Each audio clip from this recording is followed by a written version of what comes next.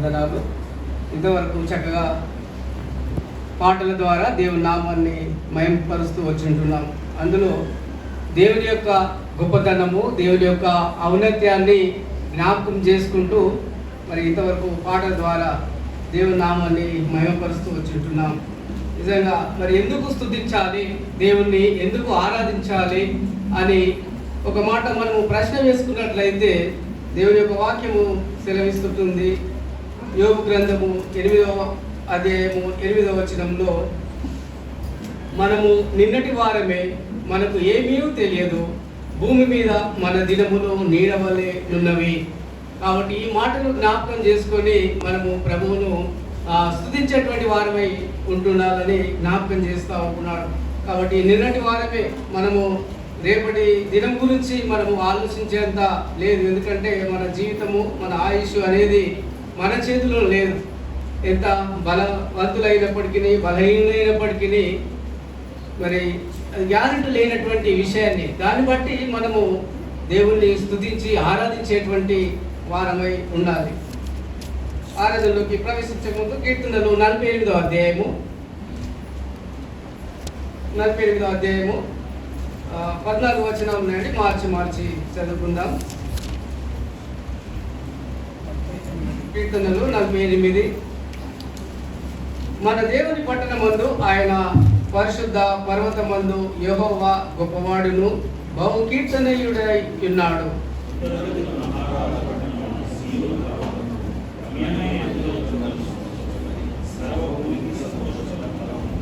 దాని నగరులలో దేవుడు ఆశ్రయముగా ప్రత్యక్షమగుచున్నాడు. రాజులు కూడిరి, వారు దాన్ని చూచిన వెంటనే ఆశ్చర్యపడిరి, భ్రమపడి త్వరగా వెళ్ళిపోయిరి.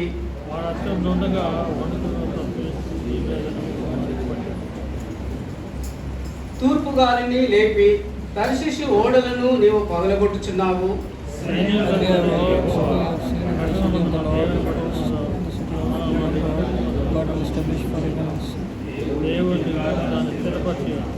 దేవా, మేము నీ ఆలయమునందు నీ కృపను ధ్యానించితిమి.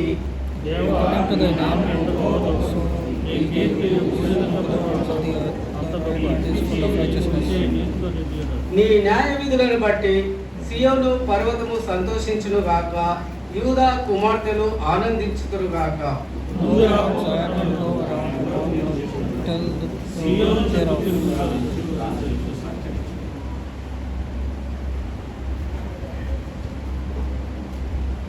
దాని బురుజులు లెక్కించుడి, దాని ప్రకారములను నిదానించి చూడుడి, దాని నగరులలో సంచరించి వాటిని చూడుడి. అందరికీ మనకు దేవుడై ఉన్నాడు, మరణం వరకు ఆయన నడిపించున్నాడు. పరిశుద్ధుడా, మహోన్నతుడా, నీ పరిశుద్ధ నామమునకు వందనాలు, స్తోత్రాలు చెల్లించుకుంటూ ప్రభా, ఈ యొక్క మాసములో చివరి ఆదివారము ప్రభా తండ్రి మమ్మల్ని మీరు సజీవంగా ప్రభా మరి కాచి ప్రభా తండ్రి ఈ కాలంలో ఈ యొక్క పరిశుద్ధ మందిరంలో ప్రభా మమ్మల్ని మీరు నడిపించిన విధానం బట్టి మీకు వందనాలు, స్తోత్రాలు చెల్లించుకుంటున్నాం. ప్రభా, మేము నిన్నటి వారమే అయినప్పటికీ ప్రభా మీ ఉచితమైనటువంటి ప్రేమ చేత, మీ ఉచితమైనటువంటి ప్రభా మరి యొక్క మా ఏడలా ఉంచినటువంటి అంటే ఆయుష్ని బట్టి, ఆరోగ్యాన్ని బట్టి ప్రభా ఈ ఉదయ కాలంలో ప్రభా తండ్రి మీరు సజీవుడైనటువంటి దేవుడు, ఈ సదాకాలము ఉండేటువంటి దేవుడిని ప్రభా తండ్రి మరి మేము స్తుతించి ఆరాధించి మహిమపరచ నిమిత్తమై ప్రభా కీర్తనలు 48వ అధ్యాయం ద్వారా మీరు మాతో మాట్లాడమని ప్రార్థిస్తుంటున్నాం.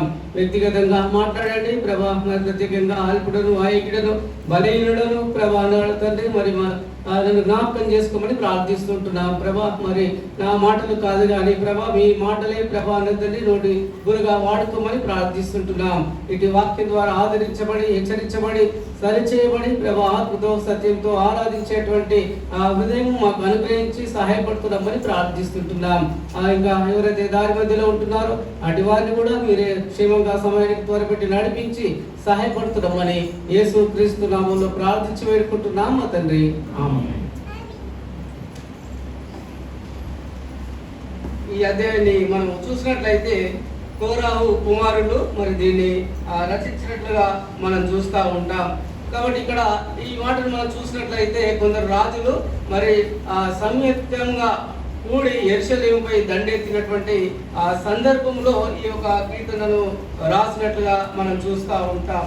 కాబట్టి మొదటి వచనాన్ని మనం చూసినట్లయితే, మన దేవుని పట్టణమందు ఆయన పరిశుద్ధ పర్వతమందు యెహోవా గొప్పవాడును బహుకీర్తనీయుడై ఉన్నాడని తను జ్ఞాపకం చేస్తూ ఉంటున్నాడు. కాబట్టి మనము ఇంతవరకు మరి సజీవంగా ఉన్నామంటే దేవుని యొక్క కృపని తను జ్ఞాపకం చేస్తూ ఉంటున్నాడు. కాబట్టి ఆయన మరి గొప్పవాడు. కాబట్టి ఆయన ఈ లోకంలో మరి ఆయనను మించినటువంటి వారు ఎవరు లేరని తను జ్ఞాపకం చేస్తూ ఉంటున్నాడు. కాబట్టి ఈ యొక్క 14వ వచనాన్ని మనం ధ్యానించినట్లయితే, ఈ దేవుడు సదాకాలము మనకు దేవుడై ఉన్నాడు అనే మాటను మనం చూసినట్లయితే, తను మరి పూర్వమందు ఉన్నటువంటి వాడు, రాబో ఆ యుగంలో ఉన్నటువంటి వాడు, మరి సదాకాలం ఉన్నటువంటి ఈ దేవుడు మనకు తోడుగా ఉంటున్నాడు అనేటువంటి ఆ మాటను మనం జ్ఞాపకం చేస్తూ ఉంటున్నాం. కాబట్టి ఎందుకొరకు దేవుని మనము జ్ఞాపకం చేసుకోవాలంటే, ఆయన సదాకాలము మనకు దేవుడై ఉన్నాడు అనేటువంటి ఆ మాటను మనము మరి జ్ఞాపకం చేసుకునేటువంటి అవారముగా ఉండాలని చూస్తూ ఉంటున్నాం. కీర్తనకారుడు 93వ అధ్యాయము 2వ వచనంలో కూడా అక్కడ చూసినట్లయితే, కీర్తనలు 93వ అధ్యాయము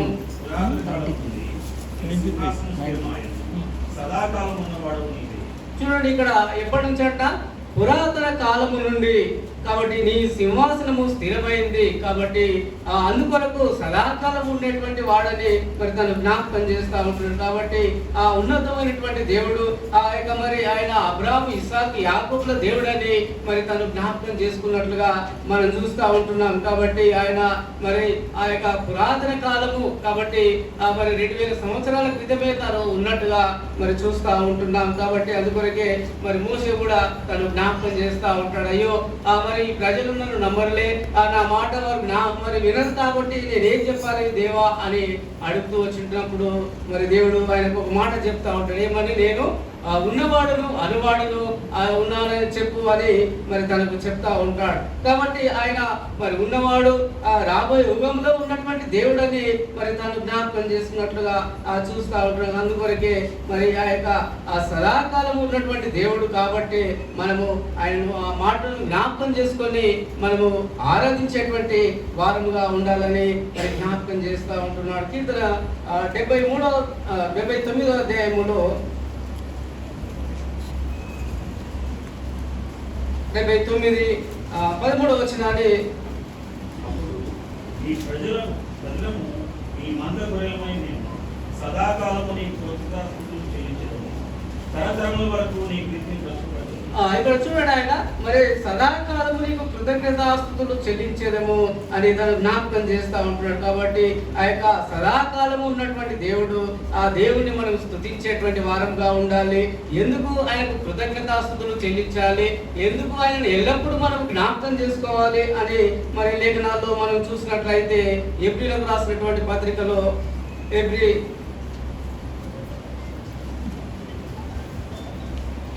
10వ అధ్యాయము 12వ వచనాన్ని ఇక్కడ చూసినట్లయితే, ఈయనైతే పాపం నిమిత్తము సదాకాలం నిలుచు ఒక్క బలిని అర్పించి, చాలండి, ఇక్కడ ఈయన అయితే పాపముల నిమిత్తమై సదాకాలము నిలిచి ఒక బలిని అర్పించాడు. కాబట్టి ఈ దేవుని మనం ఎందుకు సదాకాలము స్తుతించాలి అని జ్ఞాపకం చేసుకున్నట్లయితే, ఈయన ఎవరు, యేసుక్రీస్తు మన పాపముల నిమిత్తమై తను ఏం చేస్తూ వచ్చాడు, ఒక్కసారి ఒక్క బలిని తను అర్పించినట్లుగా మనం చూస్తూ ఉంటున్నాం. కాబట్టి ఈ మాటను మనము జ్ఞాపకం చేసుకున్నట్లయితే, అదే ఎబ్రీలకు రాసిన పత్రిక 5-6 వచనాల్లో చూస్తే, కాబట్టి ఆయన ఈ లోకమందు ప్రవేశించినప్పుడు ఇలాగ చెప్పుచున్నాడు, బలియు అర్పణయు నీవు కోరలేదు గాని నాకొక శరీరమును అమర్చితివి. కాబట్టి ఆయన ఈ లోకానికి ఎందుకు వచ్చాడు అంటే మరి తను జ్ఞాపకం చేస్తూ ఉంటున్నాడు. కాబట్టి మన పాపముల నిమిత్తమై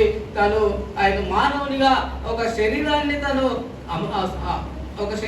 తను అమర్చుకున్నట్టుగా చూస్తూ ఉంటున్నాం. కాబట్టి ఆ యొక్క శరీరాన్ని అమర్చుకొని తను ఈ లోకానికి రావాల్సి వచ్చిందని మరి జ్ఞాపకం చేస్తూ ఉంటున్నాడు. ఎందుకు అని చూసినట్లయితే 6వ వచనంలో, పూర్ణ హోమములను పాప పరిహార్థ బలులను నీకు ఇష్టమైనవి కావు. కాబట్టి ఇక్కడ మరి పాప పరిహార్థమైనటువంటి బలులు దేవునికి ఇష్టం కాదు. కాబట్టి నీవు ఎన్నిసార్లు పాపం చేసినప్పటికీ వాటిని బలులు గొర్రెలను మరి ఆ పశువులను అర్పించేటువంటి అవసరం లేదు. కాబట్టి తను ఈ లోకానికి ఒక శరీరాన్ని అమర్చుకొని మరి ఈ లోకానికి వచ్చి ఉంటున్నాడని మరి జ్ఞాపకం చేస్తా ఉంటున్నాడు. కాబట్టి ఆ 11వ వచనంలో చూస్తే, మరియు ప్రతి యాజకుడు దినదినము సేవ చేయించు పాపములను ఎన్నటికి తీసివేయలేని ఆ బలులని మాటి మాటికి అర్పించు ఉండునని తను జ్ఞాపకం చేస్తూ ఉంటాడు. కాబట్టి మనము మాటి మాటికి మరి తప్పు చేసినప్పుడల్లా ఒక బలిని అర్పించేటువంటి వారుగా ఉంటున్నటువంటి ఆ పరిస్థితి తను జ్ఞాపకం చేసుకొని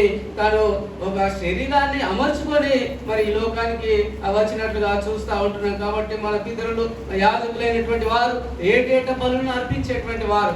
కాబట్టి వాటి వలన మరి ఆయనకు తృప్తి అనేది లేదు. కాబట్టి ఆ తృప్తి అంటే ఆ యొక్క బలులను తీసివేయడానికే ప్రభు అయినటువంటి యేసుక్రీస్తు తన యొక్క శరీరాన్ని అమర్చుకొని ఈ లోకానికి వచ్చినట్లుగా మనం చూస్తూ ఉంటున్నాం. కాబట్టి ఎఫెసీయులకు రాసిన పత్రిక 5వ అధ్యాయము 2వ వచనంలో చూసినట్లయితే అక్కడ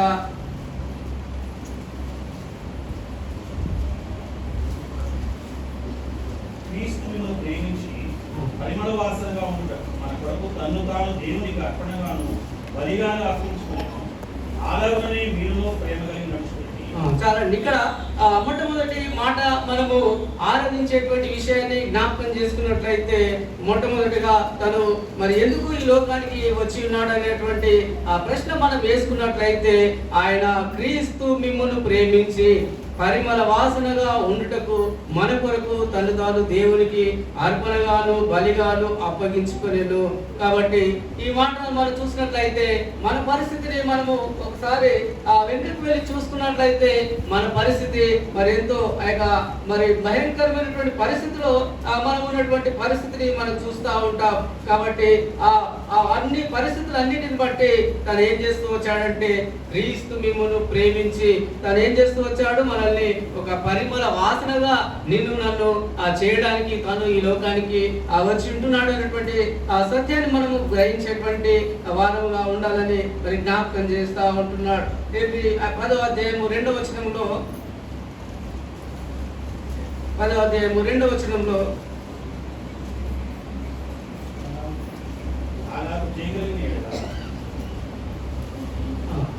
అలాగూ చేయగలిగిన శుద్ధపరచబడిన తర్వాత వారి మనస్సాక్షికి పాపశక్తి ఇకను ఉండదు కనుక వాటిని అర్పించుట మానుదురు కదా. చూడండి, ఇక్కడ చూసినట్లయితే ఆ బలులు అర్పించడం చేత ఏటేట పాపం జ్ఞాపకం వచ్చుచున్నవి జ్ఞాపకం చేస్తూ ఉంటున్నాడు. కాబట్టి ఆ వాటిని తీసివేయడానికే మరి ప్రభు జ్ఞాపకం చేసినటువంటి మాట ఏంటంటే, ఆయన పరిమళ వాసనగా వెదజల్లడానికి తన ఈ లోకానికి వచ్చినట్లుగా మనం చూస్తూ ఉంటున్నాం. కాబట్టి ఆ సదాకాలము ఉన్నటువంటి దేవుడు ఏం చేస్తూ వచ్చాడు, ఒక్కసారే తను బలి అర్పించడానికి వచ్చినట్లుగా మనం చూస్తూ ఉంటున్నాం. కాబట్టి మన పరిస్థితి మనం చూడగలుగుతాం. కాబట్టి యెషయా 6వ అధ్యాయం 5వ వచనంలో అక్కడ మరి యెషయా జ్ఞాపకం చేస్తూ ఉంటాడు, అయ్యో నేను అపవిత్రమైనటువంటి పెదవులు కలిగిన వాడును, నేను పాపములో ఉన్నటువంటి వాడినని తను జ్ఞాపకం చేస్తూ ఉంటున్నాడు. కాబట్టి అటువంటి పరిస్థితిలో నుండి దేవుడు నిన్ను నన్ను ఇక పరిమళ వాసనగా చేయడానికి వచ్చి ఉంటున్నాడు. కాబట్టి యెహెజ్కేలు 16వ అధ్యాయంలో 4-5 వచనాలను అక్కడ చూసినట్లయితే, నువ్వు పుట్టినాడు నీ నాభి సూత్రము పోయబడలేదు, శుభ్రమగుటకు నీవు నీళ్లతో కడగబడలేదు, వారు నీకు ఉప్పు రాయకపోయి బట్ట చుట్టకపోయి ఈ పనులు ఒక్కడైనా నీకు చేయవలనని ఎవరినూ కటాక్షింపలేదు. నీ ఎందుకు జాలిపడిన పడకడం లేకపోలేదు. నీవు పుట్టినాడే బయట నేలను పారవేయబడి చూడ అసహ్యముగా ఉంటుంది. కాబట్టి ఇక్కడ చూసినట్లయితే మన యొక్క పరిస్థితిని మనము ఇక్కడ చూసుకున్నట్లయితే మనము ఎటువంటి స్థితిలో ఉంటున్నామో మరి జ్ఞాపకం చేస్తూ ఉంటున్నాం. కాబట్టి మనము ఆ యొక్క జనన విధము చూసినప్పుడు మరి పుట్టినాడు నీ నాభి సూత్రము కొయ్యబడలేదు, శుభ్రమగుటకు నీవు నీళ్లతో కడగబడలేదు, వారు నీకు ఉప్పు రాయకపోయి బట్ట చుట్టకపోయేది. కాబట్టి అటువంటి స్థితిలో నుండి దేవుడు నిన్ను నన్ను ప్రేమించి మరి అటువంటి యొక్క పాపం అనేటువంటి పరిస్థితిలో నుండి దేవుడు నిన్ను నన్ను మరి లేపినటువంటి వాడుగా ఉంటున్నాడని జ్ఞాపకం చేస్తా ఉంటున్నాడు. రెండవదిగా మనం చూసినట్లయితే ఈ దేవుడు ఈ సదాకాలం ఉండేటువంటి దేవుడు మరి ఎందుకు వచ్చి ఉంటున్నాడని మనం జ్ఞాపకం చేసినట్లయితే మన పాపములను మరి తీసివేయడానికి వచ్చినటువంటి దేవుడని మరి జ్ఞాపకం చేస్తా ఉంటున్నాడు. కాబట్టి ఆయన జ్ఞాపకం చేసుకోవడానికి హెబ్రీ 10వ అధ్యాయము 17వ వచనంలో వారి పాపములను వారి అక్రమములను ఇక ఎన్నటికీ జ్ఞాపకము చేసుకోనని మరి ప్రభు చెప్తా ఉంటున్నాడు. కాబట్టి ఆ దేవుడు ఏం చేస్తా ఉంటున్నాడు? ఎన్నటికీ జ్ఞాపకం చేసుకోవడంట. అదే ఇంకా మనం చూసినట్లయితే Hebrew 7:28లో అక్కడ ఆ మాటలు కూడా మనం చూసినట్లయితే ధర్మశాస్త్ర బలహీనత గల మనుషులను యాజకులుగా నియమించు కానీ ధర్మశాస్త్రం తర్వాత వచ్చిన ప్రమాణపూర్వకమైన వాక్య నిరంతరం సంపూర్ణ స్థితి పొందిన కుమార్ నియమించినట్లుగా ఈయన ఆయన ప్రధాన యాజకులు వలె మొదట తన సొంత పాపం వరకు తరువాత ప్రజల పాపం వరకు దినదినము బలులను అర్పించుకోవాల్సిన అవసరం కలవాడు కాదు. తను తాను అర్పించుకున్నప్పుడు ఒకసారి ఈ పని చేసి ముగించాడు. కాబట్టి ఇక్కడ చూసినట్లయితే మరి తన ఈ యొక్క ధర్మశాస్త్రము ఆ యొక్క ప్రజల పాపముల నుండి తను విడిపించడానికి వచ్చినటువంటి వాడని మరి జ్ఞాపకం చేస్తూ ఉంటున్నాడు. కాబట్టి ఈ యొక్క సదాకాలము నిలిచేటువంటి దేవుడు మన యొక్క పాప నివారణను మరి నివారణను తీసివేయడానికి వచ్చి ఉంటున్నాడని మరి జ్ఞాపకం చేస్తూ ఉంటున్నాడు. యెషయా 43వ అధ్యాయం 25వ వచనంలో అక్కడ చూసినట్లయితే ఆయన మరి అనేకుల పాపముల నిమిత్తము మరి ఒక్కసారి తను బలి అర్పించుకున్నట్లుగా మనం చూస్తా ఉంటున్నాం. కాబట్టి 44వ అధ్యాయం 22వ వచనంలో యెషయాలో చూస్తే మంచు విడిపోనట్లుగా నేను నీ అతిక్రమములను తుడిచివేయుచున్నానని మరి తను జ్ఞాపకం చేస్తా ఉంటున్నాడు. కాబట్టి అటువంటి స్థితిని ఆ దేవుడు మనకు ఆ ఉన్నతమైనటువంటి స్థితిలోనికి నిన్ను నన్ను ఉంచడానికి మన పాపములను తీసివేయడానికి తను వచ్చి ఉంటున్నాడు. అదే కీర్తన 103:12లో చూసినట్లయితే అక్కడ పడమటికి తూర్పు ఎంత దూరమో మరి నీ పాపములను మన అతిక్రమములను ఆయన దూరపరిచి ఉంటున్నాడని మరి తను జ్ఞాపకం చేస్తా ఉంటున్నాడు. మిగతా 7:19లో అక్కడ చూసినట్లయితే వారి పాపములను ఏం చేస్తూ వచ్చాడు? సముద్ర అగాధంలో తొక్కి వేసినటువంటి మరి దేవుడు. కాబట్టి ఈ యొక్క సదాకాలం ఉండేటువంటి దేవుడు మన పాపములను తీసివేయడానికి వచ్చాడు. మొట్టమొదటిగా నిన్ను నన్ను పరిమళ వాసనగా చేయడానికి ఈ లోకానికి వచ్చి ఉంటున్నాడని మరి తను జ్ఞాపకం చేస్తా ఉంటున్నాడు. అదే ఎఫెసీ 5:2లో చూసినట్లయితే అక్కడ మూడవదిగా ఎఫెసీ 5వ అధ్యాయము 2వ వచనంలో పరిమళ వాసనగా ఉండటప్పుడు మన కొరకు తన్ను తాను దేవునికి అర్పణముగాను బలిగాను అర్పించుకున్నాను. అలాగనే మీరును ప్రేమ కలిగి చూడండి. ఇక్కడ మరి 2:1లో కూడా చూసినట్లయితే మీ అపరాధముల చేత పాపముల చేతను మీరు చచ్చిన వారై ఉండగా ఆయన మిమ్మును క్రీస్తుతో కూడా బ్రతికించాడు. కాబట్టి ఒకప్పుడు మన పరిస్థితి మన యొక్క పరిస్థితి ఏ విధంగా ఉన్నదంటే ఆ చనిపోయినటువంటి ఆ యొక్క మరి చనిపోయి లాజరు విషయాన్ని మొత్తం 23 అదే 27, 28లో చూస్తే అక్కడ లాజరు చనిపోయి మరి 4 దినములు అయిపోయింది. అక్కడ కుళ్ళు మరి వాసన వచ్చినట్లుగా చూస్తూ ఉంటున్నాం. కాబట్టి అటువంటి పరిస్థితిలో నుండి దేవుడు నిన్ను నన్ను తను మరి రక్షించినట్లుగా మనం చూస్తూ ఉంటున్నాం. కాబట్టి పాపం కాదు కానీ మన ఎడల తను చేసినటువంటి ఆ గొప్ప త్యాగాన్ని బట్టి మనం జ్ఞాపకం చేసుకునేటువంటి వారముగా ఉండాలి. ఎబ్రీ 9వ అధ్యాయం 14వ వచనంలో నిత్యుడగు ఆత్మ ద్వారా తన్ను తాను దేవునికి నిర్దోషిగా అర్పించుకున్న క్రీస్తు యొక్క రక్తము నిర్జీవ క్రియలను విడిచి జీవముగల దేవుని సేవించుటకు ఈ మనస్సాక్షి ఎంతో ఎక్కువగా శుద్ధి చేయాలి. కాబట్టి ఇక్కడ 4వదిగా మనం చూసినట్లయితే మన యొక్క మనస్సాక్షిని తను జ్ఞాపకం చేస్తూ వచ్చి ఉంటున్నాడు. కాబట్టి మన యొక్క మనస్సాక్షిని తను శుద్ధి చేయడానికి వచ్చి ఉంటున్నాడని జ్ఞాపకం చేస్తూ ఉంటున్నాడు. కాబట్టి ఆ ఒక్క బలి ద్వారా మనము మన యొక్క మనస్సాక్షి శుద్ధీకరించబడినటువంటి వారముగా చూస్తూ ఉంటున్నాం. కాబట్టి తీతు 1వ అధ్యాయం 15వ వచనంలో అక్కడ చూస్తే వారి మనస్సాక్షి అపవిత్రపరచబడి ఉన్నవని అక్కడ మనం చూస్తూ ఉంటున్నాం. కాబట్టి మన యొక్క మనసాక్షి మరి అపవిత్రతతో నిండిపోయినటువంటి స్థితిని జ్ఞాపకం చేసుకున్నటువంటి వాడుగా ఉంటున్నాడు. కాబట్టి మన యొక్క ఒకప్పుడు ఉన్నటువంటి ఆ మనసాక్షి వేరు, ఇప్పుడు ప్రభు యొక్క రక్తంలో కడగబడినటువంటి మనసాక్షి వేరు. కాబట్టి అటువంటి మనసాక్షిని దేవుడు నీకు నాకు మరి అనుగ్రహించినటువంటి వాడుగా ఉంటున్నాడని జ్ఞాపకం చేస్తా ఉంటున్నాడు. 1 తిమోతి 4:3 అక్కడ చూసినట్లయితే వాత వేయబడినటువంటి మనసాక్షి అంట అక్కడ. కాబట్టి అపొస్తలుల కార్యం 24:16 అక్కడ చూస్తే నిర్దోషమైనటువంటి మనసాక్షిని మరి మనకు అనుగ్రహిస్తూ వచ్చింటున్నాడు. కాబట్టి 1 తిమోతి 3:9 అక్కడ మరి పవిత్రమైనటువంటి మనసాక్షిని దేవుడు మనకు అనుగ్రహించినటువంటి వాడుగా ఉంటున్నాడు. కేవలము ఆయన బలి యాగము ద్వారా అటు మనసాక్షిని శుద్ధి చేసినటువంటి దేవుడు. గత వారం అంతా మన పరిస్థితి ఏ విధంగా ఉంటున్నదో కానీ దేవుడు నిన్ను నన్ను ఈ యొక్క జూలై చివరి మాసంలో దేవుడు మనకి ఇచ్చినటువంటి అటు అవకాశము మనకు అనుగ్రహిస్తూ వచ్చింటున్నాడు. కాబట్టి ఈ దినాన మనము మన సాక్షిని శుద్ధి చేసుకున్నటువంటి వారమై ఉండాలని మరి జ్ఞాపకం చేస్తా ఉంటున్నాడు. మొట్టమొదటిగా మనం చూసినట్లయితే మనము మన యొక్క పాపముల నిమిత్తమై తను ఒకసారి బలి అర్పిస్తూ వచ్చాడు. రెండవదిగా మనల్ని పరిమళ వాసనగా చేయడానికి తను ఈ లోకానికి వచ్చి ఉన్నాడని మరి జ్ఞాపకం చేస్తూ ఉంటున్నాడు. మూడవదిగా చూసినట్లయితే మనము మన యొక్క మనస్సాక్షి విషయమై మరి ప్రభు జ్ఞాపకం చేస్తూ ఉంటున్నాడు. కాబట్టి మన యొక్క మనస్సాక్షి అటు శుద్ధి హృదయంతో ప్రభుని మనం ఆరాధించేటువంటి వారముగా ఉండాలని జ్ఞాపకం చేస్తూ ఉంటున్నాడు. కాబట్టి ఈ యొక్క గొప్ప దేవుడు మరి మనము ఇంతవరకు దేవుడు నిన్ను నన్ను తను జ్ఞాపకం చేసుకున్నాడంటే ఆయనను స్తుతించి మహిమపరచడానికి అని మరి కీర్తనలు 48వ అధ్యాయము 1వ వచనాన్ని మనం చూస్తూ వచ్చుంటున్నాం. కాబట్టి ఆయన మరి కేవలము మరి ఆయన ఇప్పుడు ఎల్లప్పుడూ యుగయుగము ఉండేటువంటి దేవుడు. కాబట్టి ఈ సదాకాలం ఉన్నటువంటి దేవుని మనము ఆత్మతో సత్యంతో ఆరాధించేటువంటి వారముగా ఉండాలని ఈ దేవుడి కొద్ది మాటలు దీవించుకున్నాం.